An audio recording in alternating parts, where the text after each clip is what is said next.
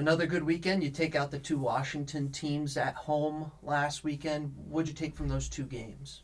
I thought it was a really good weekend for us. Both teams tactically did some great things and really forced us to solve the game and play. And the Washington State game was a tough game, but I thought we were efficient on the scoreboard. And then in the Washington game, they made it really tough to find spaces. I didn't think we were sharp in the final third, but it was the kind of game you needed this time of year to kind of just grind your way through it and find a way to win a close one, and that's what we did. The one thing I took watching those two games last week, Sammy Jo with the huge timely saves. She's done it all season, but it seems like now going into this crucial part of the season, you're going to be relying on her even more. Oh yeah, the competition from here on out is just going to get better, and every game there's going to be a moment, there's going to be a time where she's going to have to make a big save on top of all the quote unquote simple saves. So she's been phenomenal in that. We're going to try to be as diligent as we can in front of her to make it as predictable as we can. But she's been sharp, she's been focused, she's been locked in, and I would imagine it's going to be no different moving forward. You have a couple more tough Pac-12 games this week, some really big ones. You're on the road at Utah, at Colorado. Implications for the conference. A lot of pressure in these games. How big are they to this team?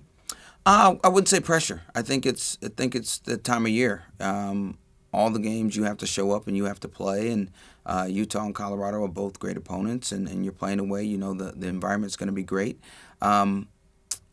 The games are important for us because we're still trying to peak. We're still trying to get better. We're still trying to improve. So these games, tough games, hopefully, they're going to be similar to NCAA games, and we're going to have to show up and play. We're going to have to bring it, and these opponents are definitely going to bring the best out of us. Yeah, what makes these two opponents so difficult?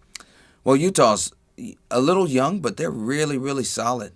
They've got some great pieces. They've got dynamic scoring. They keep the ball well.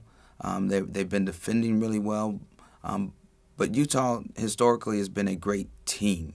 They play well together. They move the ball well together. They stay connected. They stay unified in the goal. So that's going to be the tough part to deal with Utah. And then Colorado, you know what? They seem to just be finding ways. A lot of new pieces as well for them. But they just keep making ways and finding ways to win games. And anytime you have a team that's on a hot streak like that, they're going to be definitely difficult to deal with. And their pieces are filling their roles, and they're feeling good about themselves. You're in the stretch run now. 3 games left, the 2 this week, and then UCLA. So you mentioned the final third, execution-wise. Are there other areas maybe you want to see the team improving in at this point?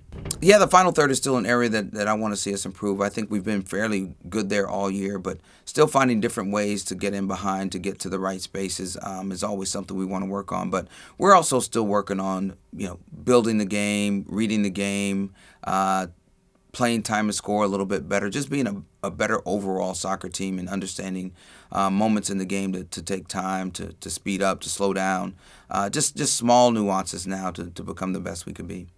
You've gotten to this point. You're now the number 4 team in the country, but how important has your staff been in helping build this team up, especially the last couple seasons as a whole? Well, the staff is paramount. This doesn't happen without the quality and the people around me. And, starting with Ian and the work that he's done with our goalkeepers, you look at Sammy Jo and the season that she's having is unbelievable. But Jen and Jason, I'm fortunate. I can step back and I can let 2 quality individuals just go to work. And both of them, they coach a lot. They're very active. They help break down the games in our splits. Jen takes care of a lot of the opponent. Jay takes care of a lot of us, and we meet in the middle on everything else. So I'm fortunate. I'm very, very fortunate to have 2 head coaches as assistant coaches helping us keep the ship on the right track.